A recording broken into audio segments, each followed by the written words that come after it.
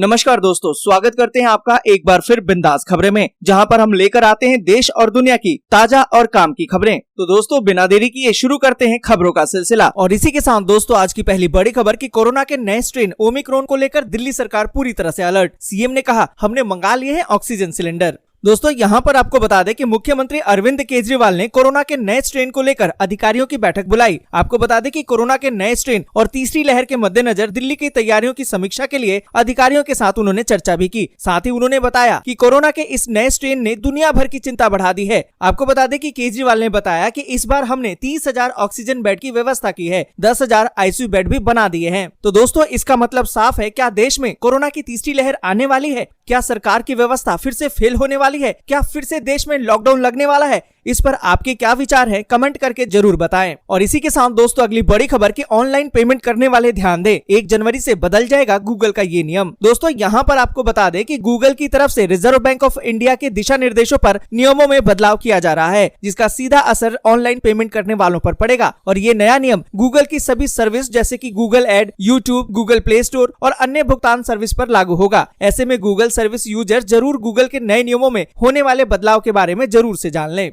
यहाँ पर दोस्तों आपको बता दें कि 1 जनवरी 2022 से गूगल ग्राहकों की कार्ड डिटेल जैसे कार्ड नंबर और एक्सपायरी डेट को सेव नहीं करेगा। अगर आप वीजा या फिर मास्टर कार्ड इस्तेमाल करते हैं तो आपको नए फॉर्मेट में कार्ड डिटेल को सेव करने के लिए ऑथराइज करना होगा। और आपको बता दें कि अगर आप रुपए, अमेरिकन एक्सप्रेस या फिर डिस्कवर का इस्तेमाल करते हैं तो गूगल की तरफ से आपके कार्ड की डिटेल को 31 दिसंबर 2021 के बाद सेव नहीं किया जाएगा। तो दोस्तों कमेंट करके जरूर बताएं, क्या आप भी ऑनलाइन पेमेंट करते हैं या नहीं। और इसी के साथ दोस्तों अगली बड़ी खबर की ओमिक्रॉन वेरिएंट को लेकर महाराष्ट्र पूरी तरह से सतर्क। मुंबई, पुणे और नासिक में अभी नहीं खुलेंगे स्कूल। दोस्तों यहाँ पर आपको बता दें कि कोरोना वायरस के नए वेरिएंट ओमिक्रॉन ने चिंता और बढ़ा दी है। इस बीच मुंबई में कक्षा पहली से लेकर 7वीं तक के स्कूलों की रीओपनिंग 15 दिसंबर तक के लिए स्थगित कर दी गई है। और साथ ही आपको बता दें कि पुणे में भी कक्षा पहली से लेकर 7वीं तक के स्कूलों की रीओपनिंग को 15 दिसंबर तक के लिए स्थगित कर दिया गया है। वहीं नासिक की बात करें तो पिछले 2 वर्षों में महामारी से बुरी तरह प्रभावित शहरों में से एक रहा है। ऐसे में यहाँ भी स्कूलों को फिर से खोलने की योजना को 10 दिसंबर तक के लिए स्थगित कर दिया गया है। और इसी के साथ दोस्तों अगली बड़ी खबर की 1 दिसंबर से रेलवे ने 3 महीने के लिए निरस्त कर दी है 300 से अधिक ट्रेनें।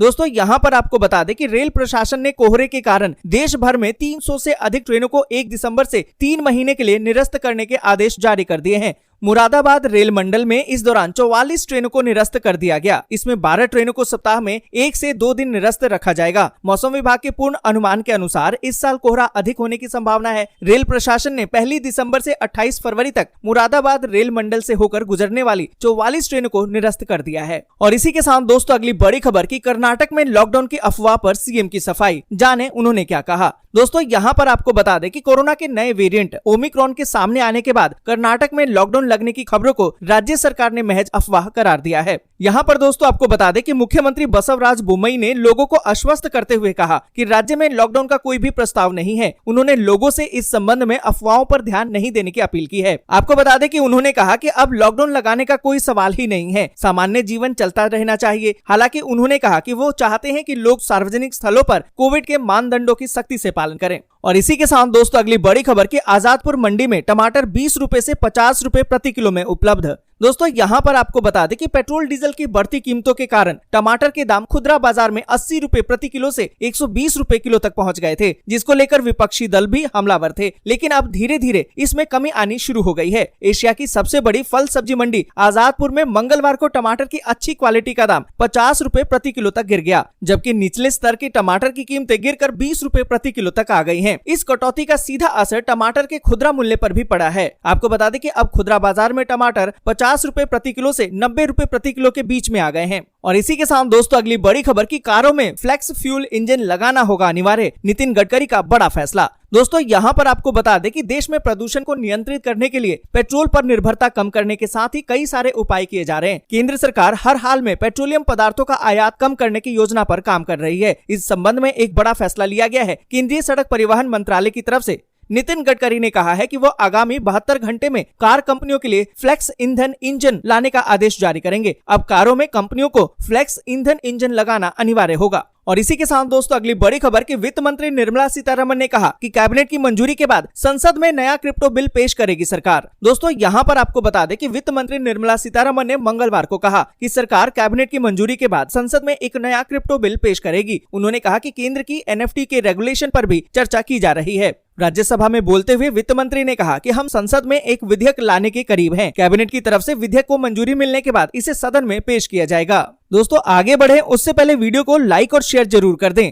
अगर अभी तक आपने चैनल को सब्सक्राइब नहीं किया है तो सब्सक्राइब जरूर से कर लें। और इसी के साथ दोस्तों अगली बड़ी खबर कि राज्यसभा सांसदों के निलंबन पर संसद में पूरी तरह से हंगामा। राहुल गांधी ने कहा माफी किस बात की। दोस्तों यहाँ पर आपको बता दें कि राज्यसभा के 12 सांसदों के निलंबन की वजह से मंगलवार को संसद के दोनों सदनों में भारी हंगामा देखने को मिला। विपक्षी दलों ने सांसदों के निलंबन की वापसी की मांग कर दी है। संसदीय कार्य मंत्री प्रहलाद जोशी ने कहा कि अगर अपने बर्ताव के लिए सांसद माफी मांगे तो निलंबन वापसी पर विचार हो सकता है। तो कांग्रेस के पूर्व अध्यक्ष राहुल गांधी ने मंगलवार को कहा कि संसद में जनता की बात उठाने के लिए माफी बिल्कुल नहीं मांगी जा सकती। वहीं निलंबन के फैसले के खिलाफ बुधवार से निलंबित सांसद धरने पर बैठेंगे। और इसी के साथ दोस्तों अगली बड़ी खबर कि देश में बीते 24 घंटे में आए 6,990 नए मामले, 190 मरीजों ने तोड़ा दम, सक्रिय मामले 546 दिनों में सबसे कम। दोस्तों यहाँ पर आपको बता दें कि देश में कोरोना वायरस का कोहराम अभी भी जारी है। स्वास्थ्य और परिवार कल्याण मंत्रालय के मुताबिक बीते 24 घंटे में 6,990 नए कोविड के मामले सामने आए और 190 मौतें और 10,116 रिकवरी भी दर्ज की गई। साथ ही आपको बता दें कि सक्रिय मामलों का आंकड़ा भी 1,543 हो गया है, जो 546 दिनों में सबसे कम है।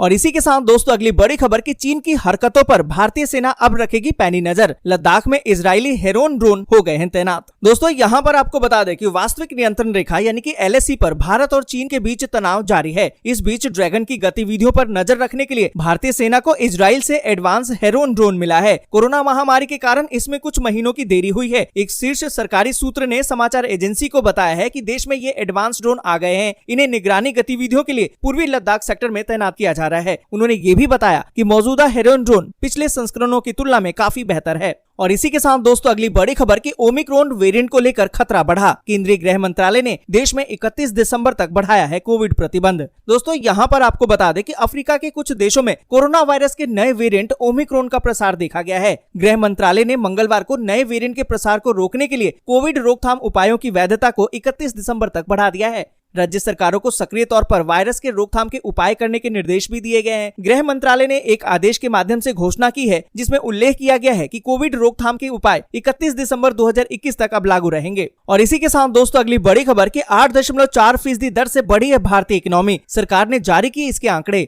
दोस्तों यहाँ पर आपको बता दें कि फाइनेंशियल ईयर 2021-22 की दूसरी तिमाही के लिए भारतीय GDP यानी कि सकल घरेलू उत्पाद की विकास दर 8.4% पर पहुंच गई है, जबकि पिछले कारोबारी साल की इसी अवधि में ये 7.4% थी। सरकारी आंकड़ों के मुताबिक जुलाई सितंबर तिमाही में आर्थिक सुधार मजबूत हुआ है। उपभोक्ता खर्च में तेजी आने से मदद मिली है। हालांकि कोरोना वायरस के नए वेरिएंट का प्रसार आगे की रिकवरी के लिए आशंका पैदा करता है। और इसी के साथ दोस्तों अगली बड़ी खबर कि बिहार विधानमंडल में आया दरभंगा को उप राजधानी बनाने का प्रस्ताव। सीमांचल में धारा 371 के लिए उठी आवाज। दोस्तों यहाँ पर आपको बता दें कि बिहार विधानमंडल के शीतकालीन सत्र में दरभंगा को उप राजधानी बनाने का प्रस्ताव पेश किया गया। कांग्रेस के विधान पार्षद प्रेमचंद मिश्र ने भोजनावकाश के बाद सदन में गैर सरकारी संकल्प के जरिए सरकार से दरभंगा को उप राजधानी बनाने की मांग कर दी। विधान परिषद के सभापति अवधेश नारायण सिंह से प्रेम मिश्र ने अतिरिक्त समय की मांग करते हुए दरभंगा की तमाम उपलब्धियां गिनवाई। उन्होंने कहा कि हर दृष्टिकोण से दरभंगा शहर बिहार की उप राजधानी बनने की पात्रता रखता है। ऐसी स्थिति में सरकार दरभंगा को राजधानी बनाने का ऐलान करे।